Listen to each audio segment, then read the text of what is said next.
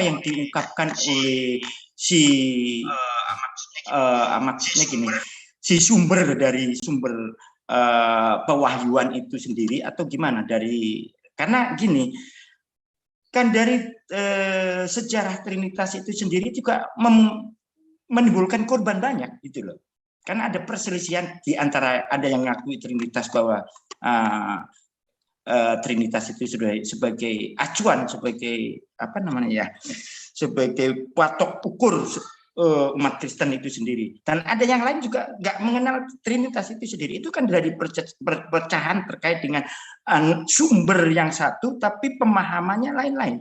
Nah, dari pemahaman lain-lain ini menimbulkan terkait dengan Konsili Nika itu tadi, ya toh. Nah, dari Konsili Nika ini kan menimbulkan ada perpecahan yang nggak sesuai dengan apa yang diputuskan Konsili Nika. Ini kan ada korban yang nggak sedikit, gitu loh.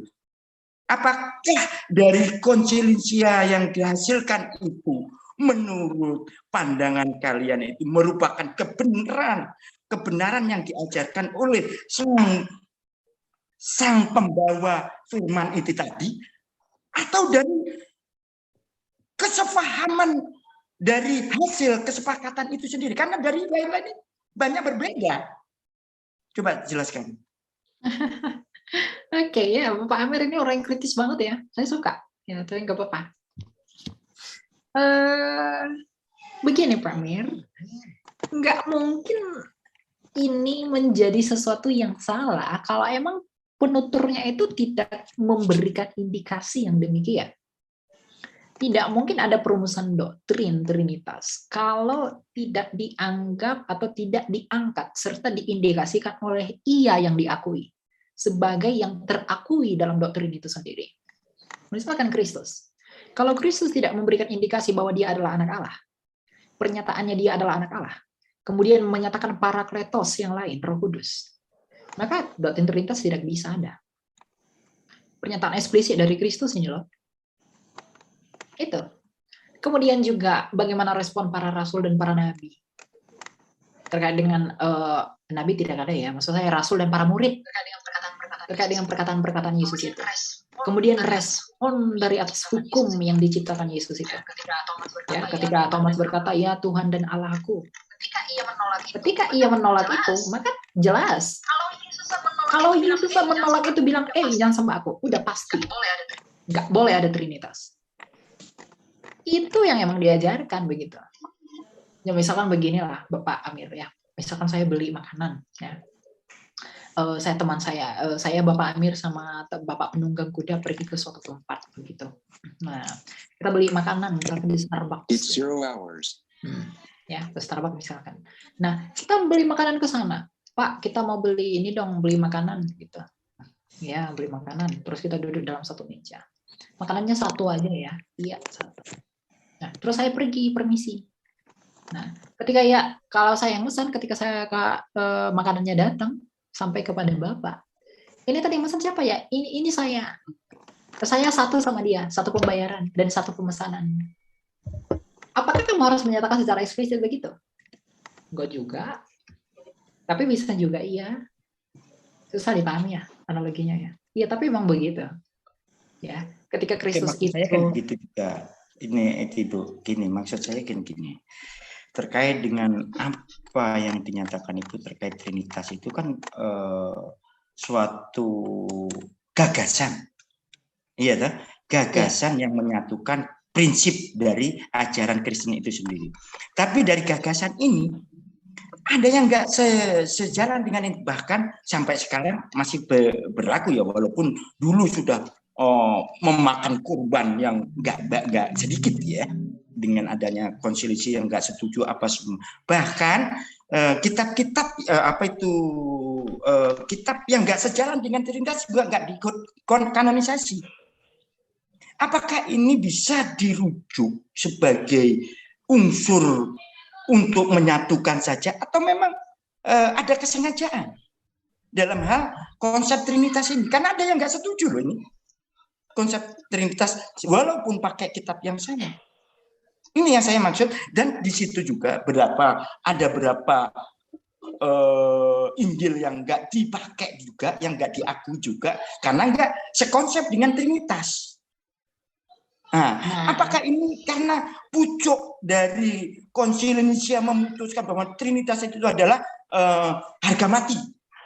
Sedangkan yang lain juga ada kitab-kitab yang merujuk ke sana. Bukan merujuk ke Trinitas, tapi nggak diakui. Bagaimana menurut Ibu? Ya. Oke, jadi perumusan ini kan emang didasarkan pada apa yang dinyatakan Alkitab ya.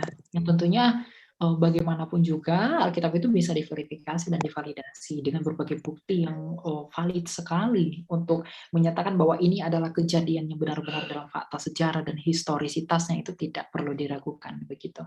Tapi ini Bapak, ketika Bapak bertanya, ada kitab-kitab lain yang menolak atau juga tidak sesuara dengan Trinitas ini. Nah, kita perlu menganalisa kitab-kitab itu datangnya dari mana dulu? Apakah memang dibangun atas dasar kebencian kepada kekristenan? Misalkan Injil Barnabas. Nah, ketika Anda mengarah ke sana, jelas ini bukan Injil. Karena apa? Time gap-nya aja secara logika nggak masuk akal. Isi-isinya nggak masuk akal. Bahasa yang digunakan saja yang lain juga, Bu. Yang lain juga kan banyak itu yang nggak dikanonisasi. Iya, nanti saya buat komparasinya. Misalkan dalam penggunaan Katolik dan juga Protestan. Katolik itu pakai Deuteronika. Protestan juga punya. Tapi apakah Katolik dan Protestan tidak mengakui ini? Trinitas. Kedua-duanya sama. Karena apa? Trinitas itu sebenarnya doktrin yang paling mendasar dari kekristenan. Yang tidak yang tidak terinfiltrasi yang satu dengan yang lainnya. Ini menjadi sangat penting, gitu loh. Kalau ada mungkin orang-orang yang tidak mengakui Trinitas, itu perlu diketahui juga. Dasarnya yang mereka pakai itu apa? Apakah sebanding dengan dasar yang digunakan untuk merumuskan Trinitas itu? Yang dipakai untuk merumuskan Trinitas itu perkataan dari Sang Juru Selamat itu loh. Sang Sabda itu loh. Itu yang dipakai untuk merumuskan. Lalu kalau dipakai yang merumuskan kitab-kitab yang nggak jelas datangnya dari mana, ya, atau misalkan menggunakan kitab-kitab Alkitab pun, tetapi penafsirannya salah, tidak sesuai pada konteksnya, dilarikan ke sana kemari, itulah menghasilkan bidat-bidat. Sisanya Yehova itu kan bidat tuh. Mereka nggak percaya kalau di situ adalah anak Allah. Dia itu percaya dia ciptaan pertama. Gitu. Jadi prinsip hermeneutikanya ini yang penting dulu. Sekalipun ada penolakan. Karena itu beropini gitu. Ketika Tertullianus merumuskan Trinitas pada tahun 155 Masehi. Dia lahir pada tahun segitu maksud saya. Pada ketika ia melahirkan itu banyak orang yang menentang. Karena apa? Tidak mungkin, ini begini. Tetapi dengan pemahaman yang komprehensif, semakin banyak orang menerima. Gitu. Jadi jangan pernah dilupakan untuk memahami hal-hal yang esensial itu adalah penafsiran yang tepat. Lalu bagaimana menentukan indikator penafsiran yang tepat itu? Ya, yang satu dengan yang lain nggak boleh bertentangan. Antaranya apa yang dinyatakan di awal, apa yang dinyatakan di akhir nggak boleh bertentangan. Ini merupakan validasi yang kokoh untuk mengetahui kebenaran atas firman itu. Ya, ketika saksi Yehova menolak Trinitas. Dan inilah alasan mengapa Trinitas itu menjadi doktrin yang sangat fundamental. Ketika saksi Yehova menolak Trinitas, mereka mengatakan dia adalah ciptaan pertama. Ini langsung berkontradiksi dengan perkataan Yesus, aku telah ada bersama dia dalam kekekalan. Dalam Yohanes. Ciptaan pertama kok dalam kekekalan. Ketika ia berkata, aku adalah yang awal dan yang akhir. Ini kan udah dilanggar. Apakah kita bisa menerima itu? Kalau emang basisnya adalah kitab suci? Enggak.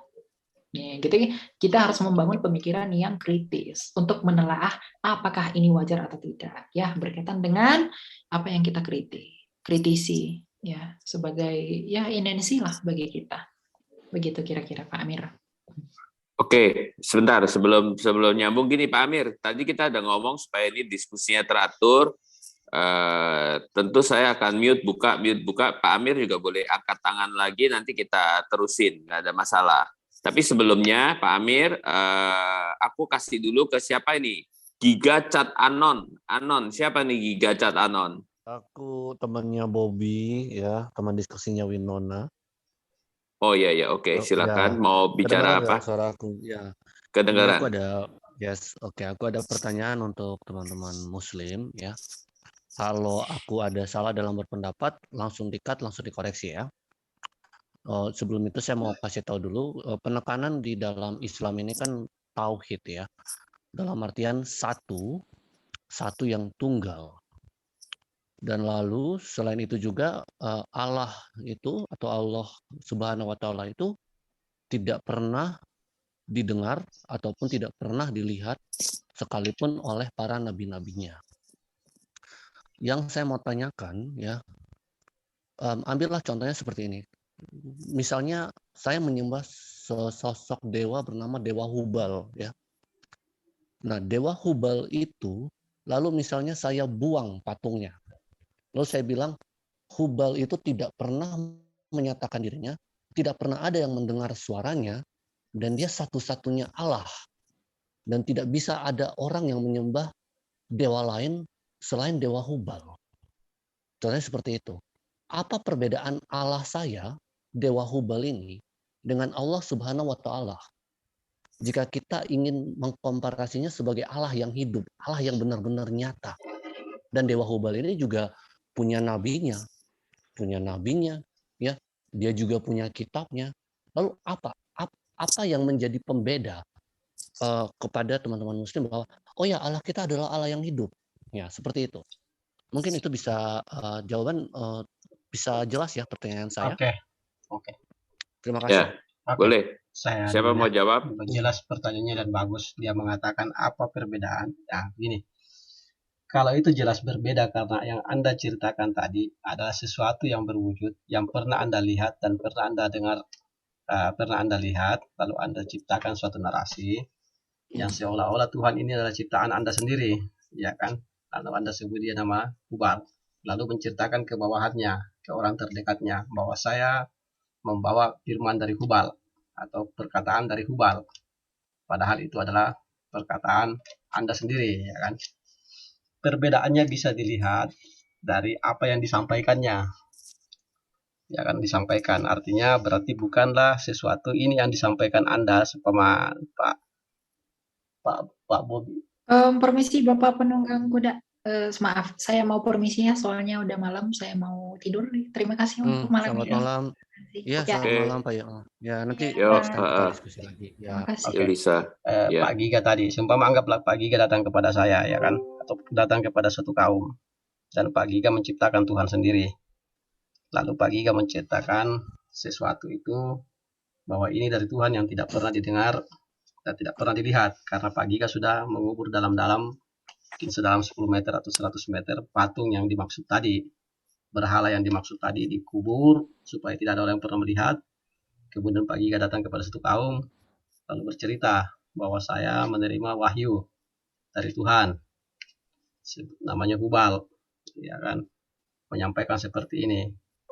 Nah, pertama kalau seperti itu jalur ceritanya harus kita dengar apa yang disampaikannya.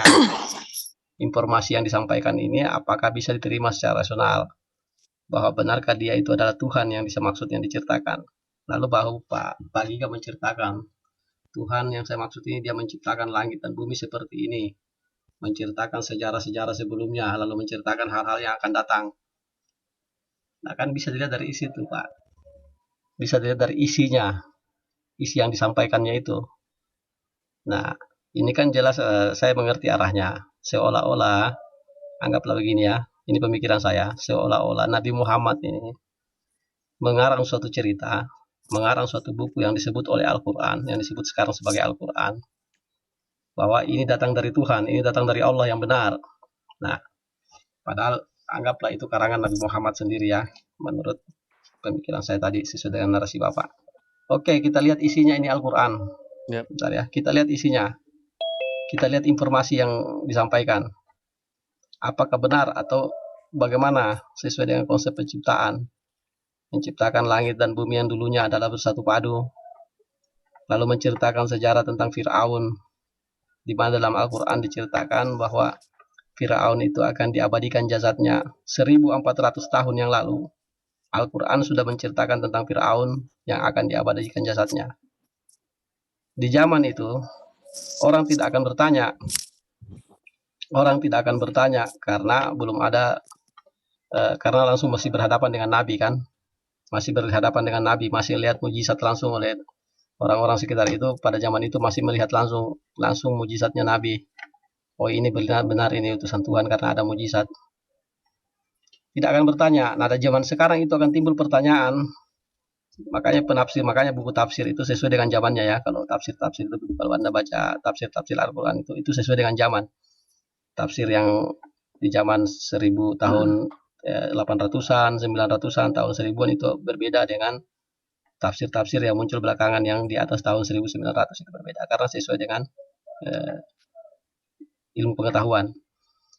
Nah, kita lihat informasi yang disampaikan oleh Al-Quran 1400 tahun yang lalu. Di dalam Al-Quran sudah dinyatakan bahwa tentang ada seorang manusia yang mengaku dirinya sebagai Tuhan, yang kemudian jasadnya diabadikan.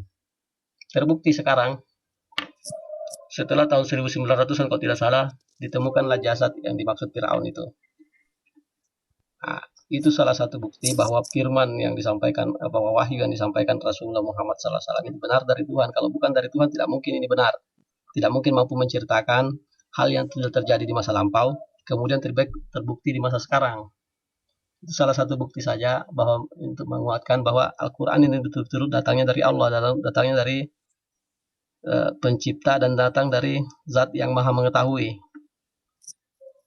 Nah, di tahun belakangan ini di atas 1900 terbukti, oh iya benar ya ini. Kalau bukan dari sang maha mengetahui ini, dari mana ini informasi ini? Kalau cuma dari seorang berhala atau dari seorang manusia biasa saja yang menyampaikan. Kalau manusia biasa ini kan punya keterbatasan pengetahuan. Oke. Gitu, silakan. Kayaknya udah ditangkap.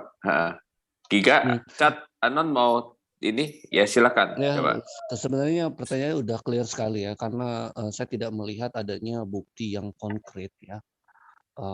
Dalam artian kalau cuman pengetahuan mengenai itu atau apa, itu sebenarnya banyak sekali pengetahuan-pengetahuan yang salah di dalam Al-Quran. Contohnya seperti matahari terbenam dalam lumpur, ya itu terus sperma keluar dari tulang dada dan seterusnya. Oke, saya langsung potong. Kita udah Itu bukan penceritaan dalam Al-Quran, tapi pengetahuan Anda yang salah memahami.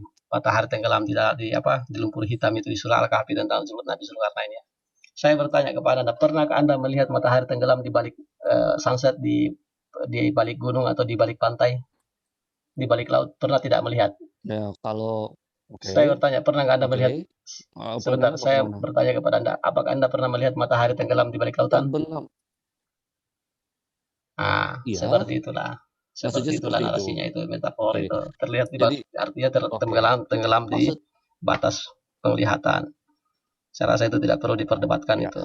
Jadi oke, nggak apa-apa. Saya bisa terima itu, tapi maksudnya untuk penjelasan-penjelasan yang seperti itu sebenarnya itu kan bisa diketahui dari orang-orang yang misalnya dari pasar atau apa, itu kan pasti waktu itu kan orang-orang sudah tahu gitu loh. Jadi itu sebenarnya tidak membuktikan apa-apa. Iya. Begitu ya. Oke, mungkin saya over ke teman lain ya. Supaya semua bisa kebagian waktu. Ya, nggak apa-apa. Ya, terima kasih sudah bisa. Silakan. Ya, Aladin, silakan. Tolong dibukakan. Aku buka ya. Enggak, gue demen tadi bilang menceritakan apa tadi Firaun itu bahwa dikeraskan. Gue tanya, sebelum Muhammad itu orang Mesir udah tahu belum bahwa mumi itu bisa dikeraskan? Saya tidak mengetahui tentang itu. Iya, makanya gue tanya. Menurut saya tidak tahu. Muhammad lebih tahu. Saya tidak tahu. Menurut lo orang Muhammad dulu lebih tahu atau Mesir lebih tahu orang Mesir itu tentang Firaun itu? Firaun. Ya, orang Mesir jelas tahu tentang Firaun. Berarti itu bukan sesuatu yang pertanyaannya baru. Sekarang begini, apakah orang Mesir pernah menceritakan bahwa Firaun nanti jasadnya akan ditemukan dan diabadikan? Nah, sekarang pada zaman Kleopatra, Firaun itu di Islam itu apa? Firaun itu di Islam. Maksudnya? Nama satu orang atau apa? Diceritakan dalam Al-Quran itu Firaun. Saya tidak mengerti itu nama satu orang atau merupakan nama jabatan, yang jelasnya tertulisnya Firaun. Ya berarti Allah Anda kan nggak tahu Firaun itu apa. Bukan tidak tahu. Gitu. Karena nggak bisa. Kalau Anda mengatakan tidak tahu, itu salah konsep namanya cara berpikirnya. Kalau dia tidak tahu, ngapain dia menceritakan bahwa akan ada nanti jasadnya ditemukan, diabadikan? Gini, menceritakan nggak gini maksud gua, kalau menceritakan sesuatu yang sudah ada, itu berarti bukannya penemuan baru. Itu menceritakan sesuatu doang. Kecuali tadi jadi ada pada saat zaman Muhammad, Firaun belum ada tuh sebelumnya, baru pas zaman Muhammad baru ada diceritakan. Nah, akan datang Kalau ada itu baru. diceritakan Ini. sesuatu yang tidak ada itu namanya mengarang, ya kan? Kalau menceritakan makanya. sesuatu yang sudah ada, Makanya menurut gua, artinya kan ini diceritakan ribuan tahun sebelum Muhammad, kemudian diceritakan kembali kepada Nabi Muhammad bahwa ada loh kejadian seperti ini, ya kan? iya, berarti pada zaman sebelum Muhammad itu udah pada tahu belum Firaun itu? Di zaman Musa orang Sebentar tahu. ya, aku mute sebentar ya. Kasih jawab dulu. Nggak apa-apa, Sisi saya memahami penunggu cara udah coba pertanyaannya. jawab. Maksudnya, apakah sebelum zaman Muhammad orang-orang sudah tahu tentang Firaun? Orang-orang sudah tahu. Di zaman Musa orang sudah tahu. Kalau itu pertanyaannya, orang sudah tahu. Di zaman Musa orang sudah tahu tentang Firaun. Karena kejadiannya di zaman Nabi Musa kan. Oke, sekarang kamu berhenti, Aladin, ungkapkan itunya secara global, Aladin, secara seluruhnya. Iya, udah makanya dibuka. gitu maksudnya kalau dari sebelum zaman Muhammad pun udah ada dari orang-orang Mesir itu, berarti itu kan sesuatu yang baru. Mungkin ada catatan sejarah bahwa Firaun itu di air asin seperti apapun mungkin ada, cuma kita belum ketemu aja mungkin kan seperti itu. Kalau nggak mungkin ada teknologi seperti itu buat orang Firaun yang di itu punya kan. Karena itu kecuali dia udah busuk sama Allah, dibikin seperti itu lagi, dibikin bagus lagi. Nah, itu baru keajaiban kan gitu. Kalau dia udah lakukan pada zaman itu berarti kan bukan sesuatu yang baru itu menurut saya. Oke. Saya pun mengatakan teman gue mau tanya satu lagi nih. Enggak, gue mau tanya satu lagi itu udah kita lewatin. Gue mau tanya Baitul Maqdis itu ada pada zaman Muhammad atau sebelum Muhammad atau sesudah Muhammad? Baitul Maqdis itu ada sebelum zaman Muhammad. Ada sebelum zaman Muhammad ya. Iya.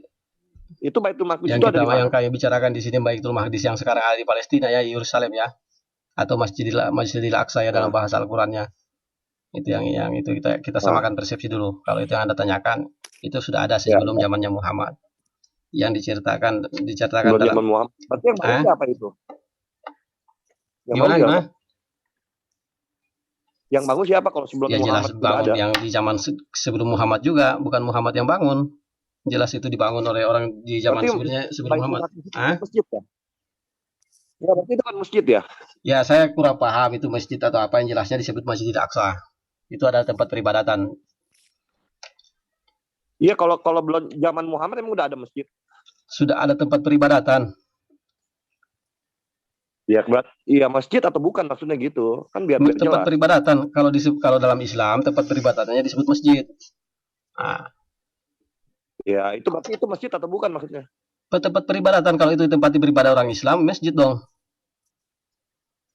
Oh, itu orang Islam punya atau bukan? Kalau dia itu masjid, itu orang Islam punya. Ya.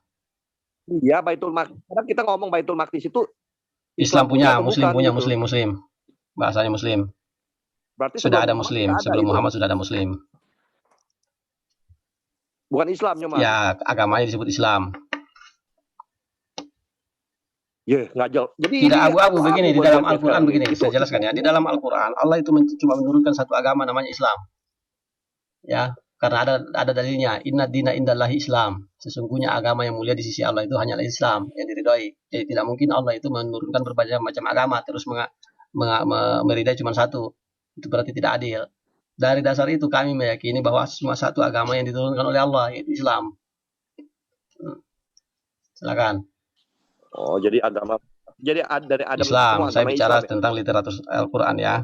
Saya tidak menyinggung ini penjelasan tentang literatur Al-Quran. Ini kata ini gua lock nih. Ya. Kata ini gua lock. Ya udah, buat yang lain dulu. Ntar gua lock buat kamu dulu ya. Jadi dari Adam udah Islam ya. Oke, thank you. Udah ada masjid di Al-Aqsa. Iya, itu namanya masjid. Berarti, itu namanya kan Masjidil Aqsa kalau dalam narasi Islam ya. Sekali lagi saya menceritakan ini, menyampaikan ini sesuai dengan literatur Islam ya, sesuai apa yang disampaikan di dalam Al-Quran. Itu dicatatkan sebagai Masjidil Aqsa. Kalau di keimanan atau di kitab di buku Anda atau di keimanan Anda itu bukan persoalan bagi saya. Saya cuma menjelaskan sesuai dengan literatur Islam. Silakan. Nggak masalah itu. Pak Amir udah, kenapa? Cukup. Coba dibuka. Udah nggak ada. Ini kayaknya kita malam ini dulu libur debat dulu ya malam minggu ya. Mungkin teman-teman mau juga pelayanan besok hari Minggu. Enggak di. Ya. Silakan Pak Amir mungkin Pak. Enggak angkat tangan Pak Amir. Pak Amir angkat tangan. Ini udah sepertinya nggak ada penjawab nih. Semuanya pada tidur kali kelihatannya. Ya udah deh kalau gitu nanti di Ya, besok aja lagi ya. Ya. Waktu lain deh. Saya juga mau tidur. Ibadah Ya. semua ini. Iya Besok betul. kan mau ini semua. Jangan ada yang nggak ibadah ya. Oke. Oke, Yo. besok malam lagi lah. Jangan berdebat-debat tapi nggak mau ke gereja, Pak. Ya. Marahin Pak Pras, marahin juga Pak Kenapa? Pras. Apa? Dimarahin semua ini. Ikut debat-debat tapi nggak pernah ke gereja.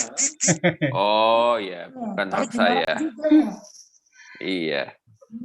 Iya. Kalau Maunya debat ada yang- tapi nggak pernah ke gereja kan gitu.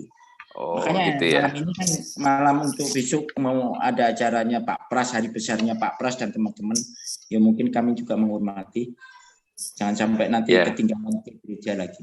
Ya Pak Pras ya. Iya. Oke. Iya. Nah, Thank you. sampai waktu yang Ah, lain lagi, ya mudah-mudahan Oke. kita bisa diskusi sampai subuh Oke. lagi. nggak apa. Iya. Thank you Oke. Awi dan Pak Amir. Oke, Oke, kami lihat sip. duluan ya. Matur, Ya. Salam. Ya. matur nuwun. Salam. Terima Ya, ya. salam. Thank you. Salam. Ya. Makasih. Iya.